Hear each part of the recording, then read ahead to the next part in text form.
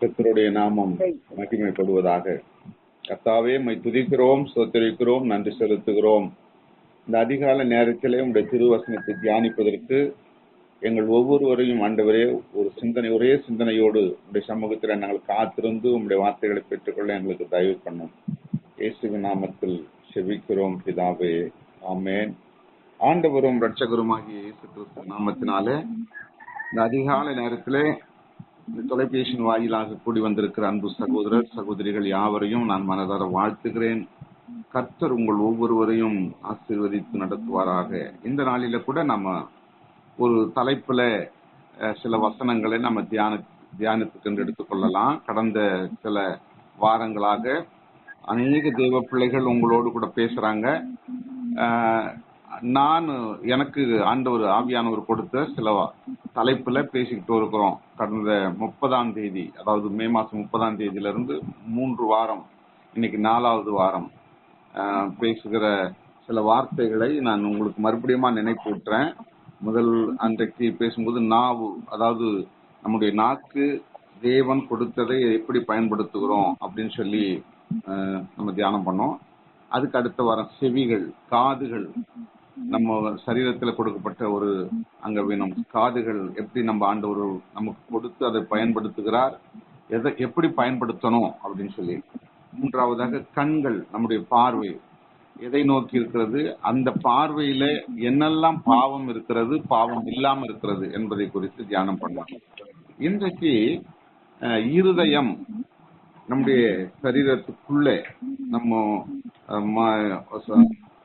ஆண்டவர் விசேஷ படைப்பாக அதை கொடுத்திருக்கிறார்.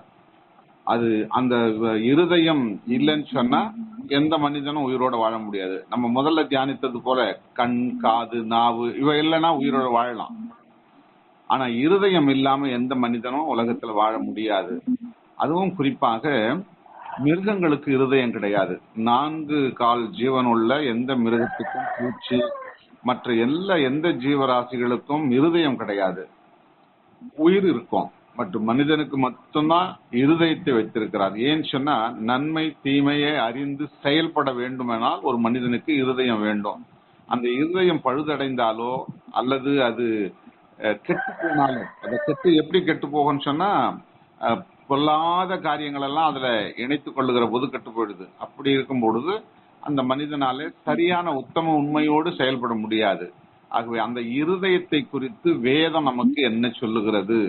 ஆண்டவர் நமக்கு விசேஷ படைப்புல தன்னுடைய சாயலில உண்டாக்கி அதற்குள்ள இருதயத்தை வைத்து நன்மையானவைகளை மற்றவர்களுக்கு செய்யணும், தான் அனுபவிக்கணும் அப்படின்னு சொல்லி மிக நேர்த்தியாய் படைத்த இந்த சரீரத்துல அந்த இருதயம் என்னெல்லாம் கஷ்டப்படுத்துகிறது, நம்மையும் கஷ்டப்படுத்துது, பிரதையும் கஷ்டப்படுத்துகிறது என்பதை ஒரு சில வசனங்களை ஞாபகப்படுத்துறோம். ஒருவேளை இதை குறித்து உங்களுக்கு வேற அருமையான தேவ பிள்ளைகள், பாஸ்டர்ஸுங்க, ஊழியக்காரங்க சொல்லியிருக்கலாம்.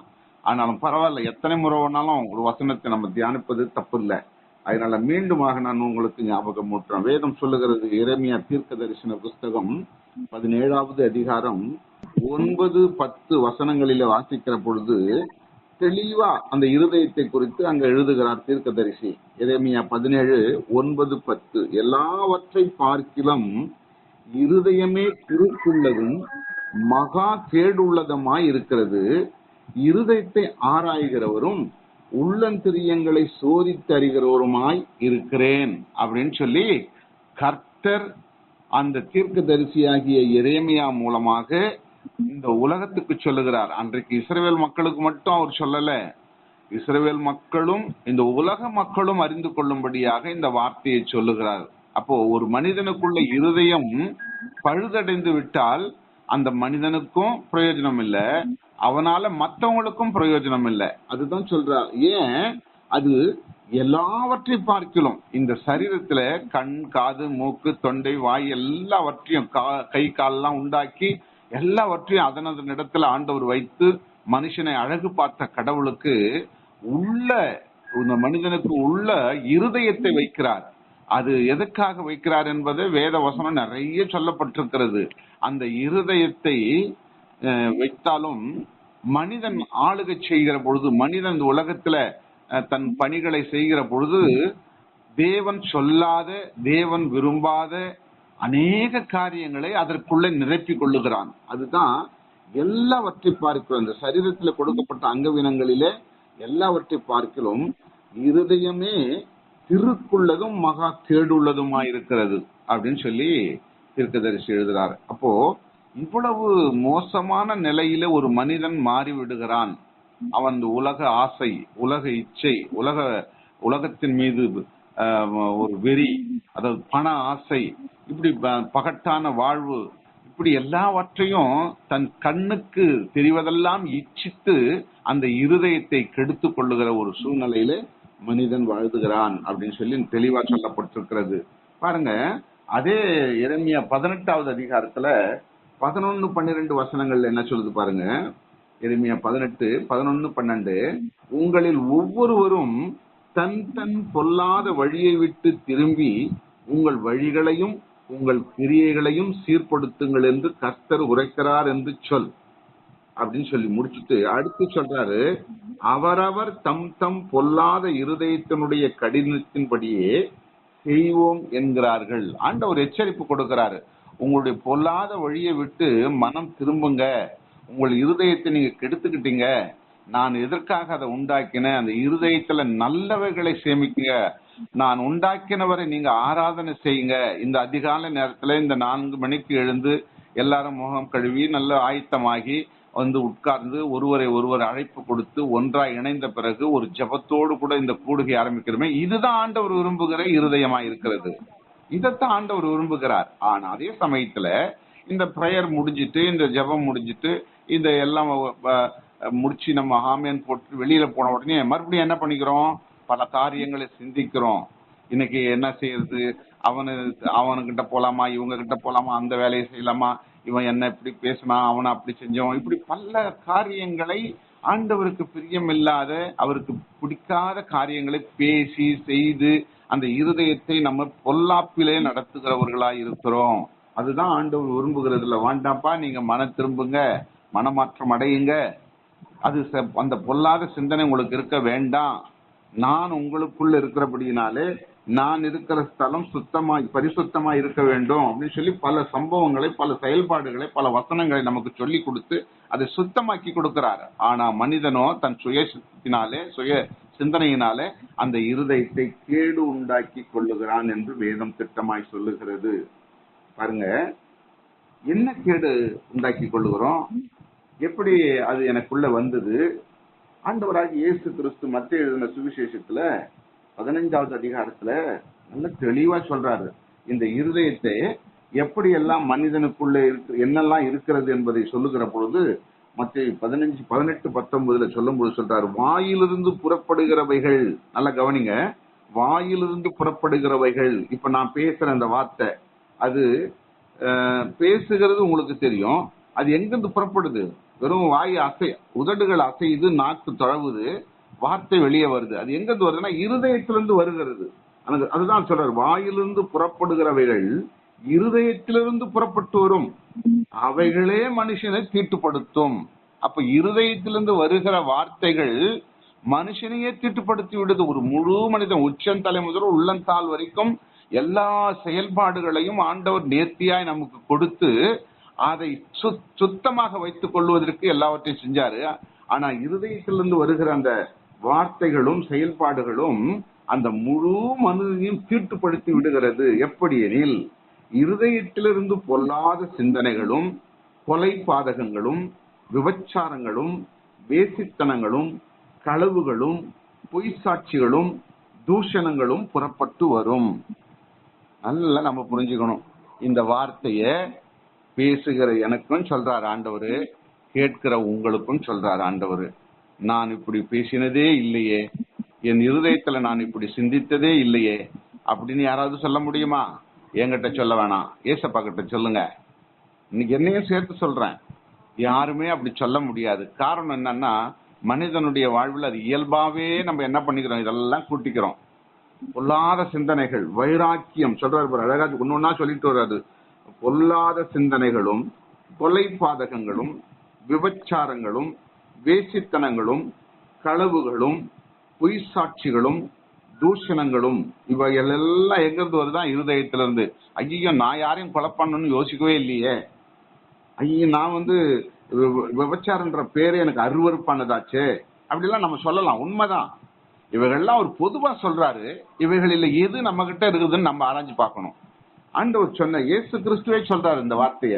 அப்ப இந்த வார்த்தைகளில என்கிட்ட என்ன இருக்குது?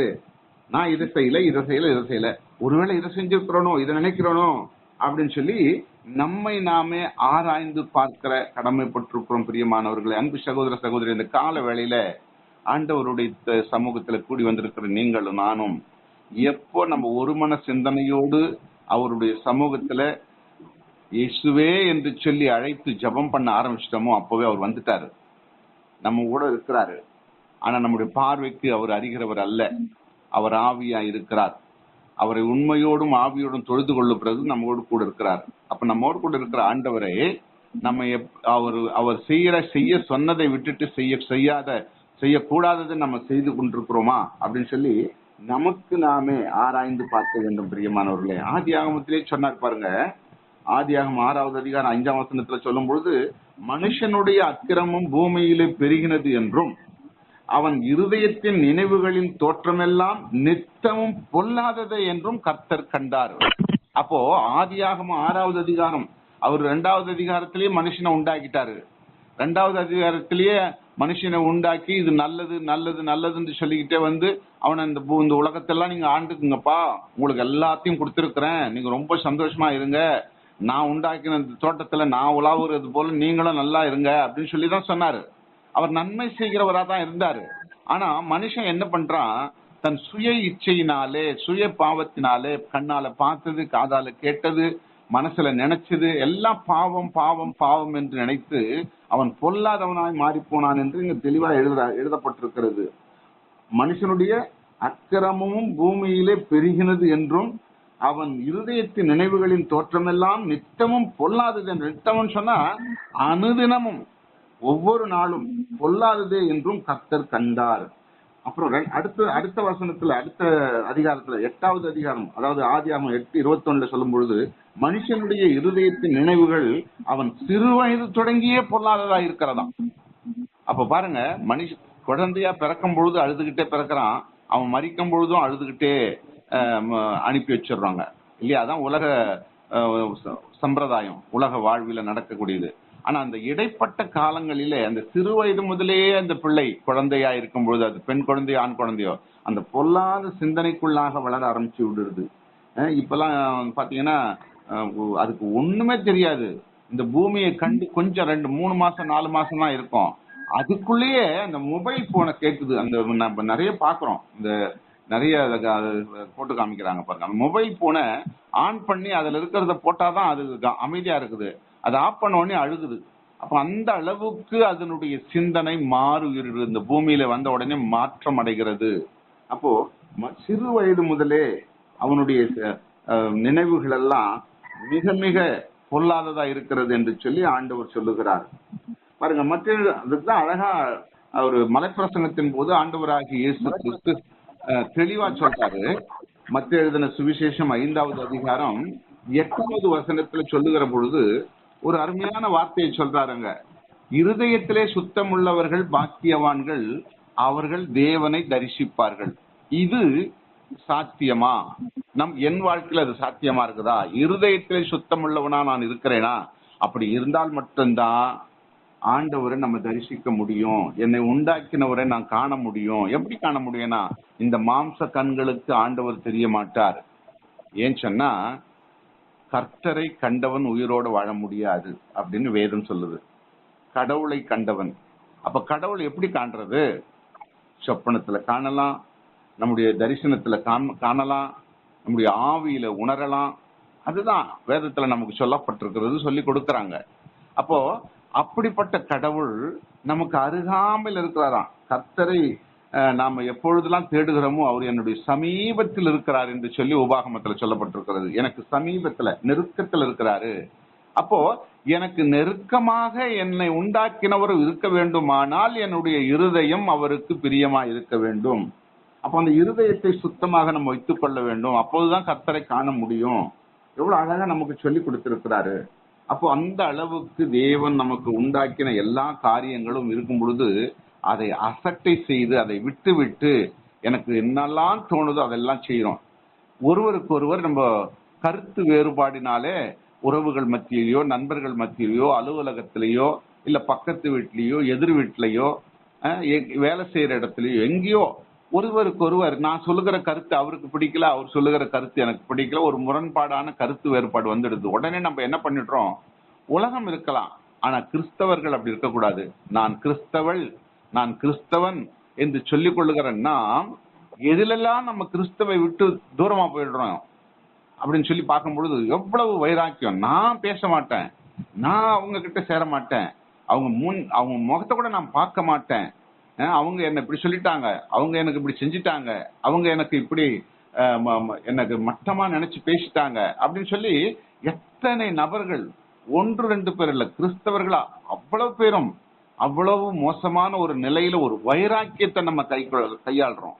இந்த வைராக்கியம் இருந்தால் ஆண்டவரை நாம தரிசிக்க முடியுமா? ஆண்டவர் நம் ஜபத்தை கேட்பாரா? ஆண்டவர் நம்ம ஏறிட்டு பார்ப்பாரா? கொஞ்சம் யோசித்து பார்க்கணும். ஆண்டவருக்கு எனக்கு உள்ள இணைப்பு எதனால கெட்டு போயிடுதுன்னு சொன்னா, இருதயத்திலே நான் சுத்தம் இல்லை, என் இருதயம் கேடு நிறைந்திருக்கிறது, பொல்லாங்கு நிறைந்திருக்கிறது, வைராக்கியம் நிறைந்திருக்கிறது அப்படின்னு சொல்லி அந்தந்த நேரத்துல எப்பெல்லாம் நம்ம தவறு செய்கிறோமோ, எப்பொழுதெல்லாம் மீறி பேசுகிறோமோ, எப்பொழுதெல்லாம் நம்ம கடுமையா நடந்து கொள்ளுகிறோமோ, எப்பொழுதெல்லாம் நம்ம கோபம் எரிச்சல் படுகிறோமோ, அந்த நேரங்கள் எல்லாம் நம்ம ஆண்டவர்கிட்ட டக்குன்னு ஒரு சிந்தனையில கொண்டு வரணும். ஐயோ, நான் இப்படி நடந்து கொள்ளுகிறேன், என் இருதயத்துல இவ்வளவு கடுமை இருக்குமானால் ஆண்டவர் என்னை விட்டு விலகிடுவாரே அப்படின்ற அந்த சிந்தனை வரணும் நமக்கு. இது நான் சுயமா சொல்லல, வேதம் திட்டமா நமக்கு கற்றுக் கொடுக்குது. யாக்கோபு 1 அதிகாரம் 26வது வசனம் என்ன சொல்லுது பாருங்க. யாக்கோபு 1:26 தன் இருதயத்தை வஞ்சித்து தன்னை தேவ பக்தி உள்ளவன் என்று எண்ணினால் அந்த பக்தி வீணாயிருக்கும். நல்ல நான் காலையில அதிகாலையில இருந்து ஜெபிக்கிறேன், 3-4 தடவை நான் வீட்டுல இல்ல வெளியில நான் எங்கெல்லாம் இருக்கிறேனோ அங்கெல்லாம் ஜெபிக்கிறேன், நாள் முழுவதும் ஆண்டவரை நான் ஸ்தோத்திரம் பண்றேன். தாவீது சொன்னா நான் கர்த்தரை காலத்துல ஸ்தோத்திரிப்பேன்னு சொன்னாரே, அதை நான் செய்யறேன் இல்லையா? நான் மற்றவங்களுக்கு முடிஞ்ச மட்டும் சத்தியத்தை சொல்றேன். எப்படியாவது ஒரு நாளைக்கு ஒருத்தருக்காச்சும் நான் இயேசு நல்லவர்னு சொல்லிடுறேன். அது எனக்கு ரொம்ப திருப்தி ஆகுது. இவைகள் எல்லாம் உண்மைதான், நல்லதுதான், ஆண்டவர் ரொம்ப மகிமைப்படுவாரு தான். ஆனா அதே சமயத்துல அடுத்த கணம் நம்ம என்னெல்லாம் செய்கிறோன்ற தீமையை குறித்து எண்ணி பாருங்க. மற்றவர்களுக்கு எப்படி நடந்து கொள்ளுகிறோம், மற்றவர்களுக்கு எப்படி எரிச்சல் படுகிறோம், மற்றவர்களுக்கு எப்படி நடந்து இவைகளெல்லாம் நம்ம எண்ணி பார்க்கிற பொழுது நம்ம ஊழியமும் செய்யறோம், ஜபமும் பண்றோம், கடுமையான விதத்துல நடந்தும் கொள்ளுகிறோம். இவ ரெண்டும் ஒரே ஊற்றுக்கண்ணிலிருந்து 2 விதமான தண்ணி வரக்கூடாது. அப்போ நம்ம எதை விட்டுணும், எதை நம்ம செய்யணும் தொடர்ந்துன்றதை நாம தான் முடிவு பண்ணணும். அதான் சொல்ற, தன் இருதயத்தை வஞ்சித்து அவங்களுடைய இருதயத்துல பொல்லாத காரியங்கள்லாம் செய்துட்டு இயேசுப்பா சோத்திரம் சோத்திரம் சோத்திரம் சோத்திரம்னு சொல்லிட்டோம். அப்போ அந்த பொல்லாத காரியத்தை அந்த இருதயத்தை நம்ம வஞ்சிக்கிறோம், ஏமாத்துறோம். நம்ம தன்னை தேவ பக்தி உள்ளவன் என்று எண்ணினால், நான் ரொம்ப பக்தியானவங்க, நான் ஊழியக்காரன், நான் பிரசங்கம் பண்றேன், நல்லா ஜெபிக்கிறேன், நான் ஜெபிக்கும் பொழுது பிசாசு ஓடுது, நான் ஜெபிக்கும் பொழுது அவங்களுக்கு சுகம் கிடைக்குது, இப்படிலாம் நான் சொல்லிக்கிட்டு அதே சமயத்துல இச்சையோடு மற்றவங்களை பாக்குறது, திடீர்னு கோவப்பட்டு எரிச்சல் பட்டு மற்றவங்களை திட்டுறது, இல்ல அவன் வைராக்கியமா அவனை கண்டாலே எனக்கு பிடிக்கலன்னு சொல்லிட்டு வைராக்கியம் கொள்ளுவது, அவங்களோட நான் பேச மாட்டேன்னு சொல்லி இருக்கிறது, இவைகள் எல்லாம் என்னது? ஆண்டவரை நம்ம ஏமாத்துறோம். அதே சமயத்துல நமக்குள்ள வைக்கப்பட்ட அந்த இருதயத்தையும் நம்ம வஞ்சிக்கிறோம் அப்படின்னு அழகா எழுதுறார் யாக்கோபு. அது 3வது அதிகாரம் 14வது வசனத்துல, அந்த யாக்கோபுலயே 3வது அதிகாரம் 14வது வசனத்துல சொல்லும் போது சொல்றாரு, உங்களுக்கு இருதயத்தில் கசப்பான வைராக்கியம் விரோதம் வைத்திருந்தால் சத்தியத்திற்கு விரோதமாய் பொய் சொல்லாதீங்கள் அப்படின்னு சொல்றாரு. நீங்க இந்த சத்திய வசனத்துக்கு விரோதமா பொய்யா நடந்து கொள்ளுகிறோம். கசப்பான வைராக்கியம், யார் மீதும் முடிஞ்ச அன்பு காட்டுங்க, இல்லைன்னா அமைதியா இருக்கலாம். அந்த கசப்பு எல்லா மனுஷனுக்கும் இயல்பு. நமக்கு திடீர்னு கோவம் வருது, அது நம்ம சாப்பிட்ற உணவு, நம்ம சரீர பலவீனம், டக்குன்னு ஐயோ கோவப்பட்டனே அப்படின்னு உணர்ந்து பார்ப்போம். அது அந்த நிமிஷம் மறந்து போகணும். அதுதான் ஆண்டவர் சொல்றாரு, உங்களுடைய கோபம் எரிச்சல் அந்தி சாய்வதற்குள்ள, என்னன்னா சூரியன் மறைவதற்குள்ளாக அதை உங்களிடத்திலிருந்து எடுத்து போட்டுடணும், அது மறைஞ்சிடணும், மன்னிச்சிடணும், இயல்பான நிலைக்கு வந்துடணும். அதுதான் ஆண்டவர் நமக்கு சொல்லிக் கொடுக்கிறார் அழகா. எல்லாருக்கும் வருது, மோசே கோவப்பட்டாரு இல்லையா? இயேசு கிறிஸ்துவே கோவப்பட்டார். ஜாட்டி எடுத்து என்னுடைய நான் வாழ்கிற இந்த இல்லத்தை நீங்க கல்லர் குகை ஆகிட்டீங்கன்னு அடிக்கிறாரு. அப்ப எல்லாருக்கும் இருக்குது, மனுஷத்துல இருக்குது. ஆனா அதே சமயத்துல அடுத்த செகண்ட் அதை மன்னிச்சு அதை மறந்து அவங்களை இணைத்துக் கொள்ளணும், அவங்களோட ஒப்புரவாக வேண்டும். அதுதான் ஆண்டவர் சொல்லி கொடுத்தாரு. அப்போ உங்கள் இதயத்தில் கசப்பான வைராக்கியம் விரோதம் வைத்திருந்தால் சத்தியத்துக்கு விரோதமா நீங்க பொய் சொல்றீங்க அப்படின்னு சொல்றாரு. கடைசியா ஒரு வார்த்தையை சொல்லி முடிக்கிறேன். வெளிப்படுத்தின விசேஷம் 2வது அதிகாரம் 23வது வசனத்துல சொல்லுகிற பொழுது, வெளிப்படுத்தின விசேஷம் 2வது அதிகாரம் 23வது வசனம் என்ன சொல்லுது பாருங்க, நான் வாசிக்கிறேன். நானே உள்ளந்திரியங்களையும் இருதயங்களையும் ஆராய்கிறவர் என்று எல்லா சபைகளும் அறிந்து கொள்ளும், அன்றியும் உங்களில் ஒவ்வொருவனுக்கும் உங்கள் கிரியைகளின்படியே பலன் அளிப்பேன். அப்போ உங்களுடைய இருதயத்தை ஆராய்கிறவரும் அறிகிறவரும் நான் தான். அப்படி அறிந்திருக்கிறபடியினாலே அவனவனுக்கு வேண்டிய பலனை நான் கொண்டு வருவேன். பாத்தீங்களா, எவ்வளவு பெரிய வார்த்தையை சொல்லிட்டார் ஆண்டவர். அவரவருக்கு பலன். எனக்கு என்ன பலன் கிடைக்கும் ஆண்டவர்கிட்ட இருந்து? நான் இந்த உலகத்தை விட்டு போன பிறகு நியாய தீர்ப்புல ஆண்டவர் என்ன கொடுப்பாருன்னா, நம்ம முதல்ல நம்ம ஆராய்ஞ்சு பார்க்கணும். நான் இன்னென்ன காரியத்தெல்லாம் செஞ்சிருக்கிறேன், பிரசங்கம் பண்ணேன், ஆலயத்தை கட்டினேன், கிராமத்துக்கு போனேன், சபையில பண்ணேன், இதெல்லாம் பண்ணேன். ஆனா மறுபக்கத்தையும் பார்க்கணும், என்னென்னலாம் பண்ணிருக்கிறேன்னு லிஸ்ட போட்டு பார்க்கணும். அப்போ ஆண்டவர் ரெண்டுத்தையுமே பாக்குறாரு. இருதயத்தை பாக்குறவரு அங்க ரெண்டும் இருக்குது. ஒரு பக்கம் வெண்மையா இருக்குது, இன்னொரு பக்கம் கருப்பம் இருக்குது. ரெண்டுத்தையும் பாக்குறாரு. அப்ப அவரவர்களுக்கு வேண்டிய பலனை தேவன் நமக்கு கொண்டு வருவார் என்று திட்டமாய் சொல்லுகிறது. ஆகவே நம்ம செய்ய வேண்டிய காரியம் என்னன்னு சொன்னா, ரோமர் 5:5 தெளிவா பவுல் எழுதும்போது சொல்றாரு. 5:5 மேலும் நமக்கு அருளப்பட்ட பரிசுத்த ஆவியினாலே தேவ அன்பு நம்முடைய இருதயங்களில் ஊற்றப்பட்டிருக்கிறபடியால் அந்த நம்பிக்கை நம்மை வெட்கப்படுத்தாது. இந்த வார்த்தையோடு நம்ம உலகத்துக்குள்ள கடந்து போகணும். பாருங்க, அழகா சொல்றாரு. மேலும் நமக்கு அருளப்பட்ட பரிசுத்த ஆவியினாலே, நம்ம பரிசுத்த ஆவி பெற்றிருக்கிறோம். பரிசுத்த ஆவி நமக்குள்ள இல்லைன்னு யாரும் சொல்லிடாதீங்க தயவு செஞ்சு. இல்லைன்னா நீங்க இயேசு கிறிஸ்து மெய்யான கடவுள்னு சொல்ல மாட்டீங்க. அப்ப பரிசுத்த ஆவியான நமக்குள்ள இருக்கிறதுனால தான் இந்த ஆண்டவரை நம்ம ஆராதனை பண்றோம், சொல்றோம், பேசுறோம், எல்லாம் செய்யறோம். அப்ப பரிசுத்த ஆவி, அருளப்பட்ட பரிசுத்த ஆவினாலே தேவ அன்பு நம்முடைய இருதயங்களில் ஊற்றிருக்கிறபடியால் அந்த நம்பிக்கை, அந்த விசுவாசம் நம்மை வெட்கப்படுத்த விடாது. ஆகவே இந்த நம்பிக்கையோட, இந்த விசுவாசத்தோட இந்த உலகத்துக்குள்ள கடந்து போவோம். நம்ம மற்றவர்களை மன்னிப்போம். நம்மள மற்றவங்க மன்னிக்கிறாங்களோ இல்லையோ, நாம மன்னிக்கலாம். மற்றவங்களை மன்னிப்போம், கை குலுக்குவோம், அரவணைப்போம், அன்பு காட்டுவோம், வைராக்கியத்தை எடுத்து போடுவோம், கடும் சொற்களை எடுத்து போடுவோம். கர்த்தர் நம்மோடு இருந்து நம்மை வழி நடத்துவாராக. ஆமேன், ஆமேன்.